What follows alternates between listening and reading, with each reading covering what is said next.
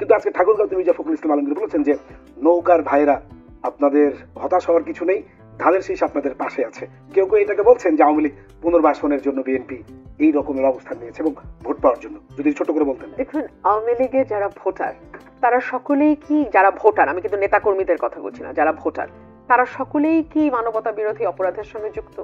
তারা সকলেই কি গুম, খুন, বিচার বহির্ভূত হত্যা করেছে? না। তারা একটা মার্কাকে পছন্দ করে, তারা তাদের নিজস্ব জীবনযাপন করে, নিজস্ব পেশা আছে, ভোটের দিন গিয়ে ভোট দেয়। এবং বাংলাদেশের সংখ্যালঘু সম্প্রদায়ের ব্যাপারে একটা পারসেপশন আছে, ওনারা মেজরিটি হয়তো নৌকাকে এতদিন সমর্থন করেছেন। কিন্তু আপনি দেখুন তো, এই জুলাইয়ের গণ অভ্যুত্থানে আমাদের সংখ্যালঘু কোনো ভাই কি প্রাণ হারান নাই? আমাদের, তাই না, যে আমরা সামনে এগুলো ভুলে যেতে চাই, আমরা নতুন বাংলাদেশ রচনা করব। সো আপনি যদি খালি এলিমিনেশনের দিকে যান, এক্সক্লুশনের দিকে যান, এতটুকু ছোট্ট দেশ, 18 কোটি মানুষ, আপনি কিন্তু এখানে বসবাসের পরিবেশ রাখতে পারবেন না।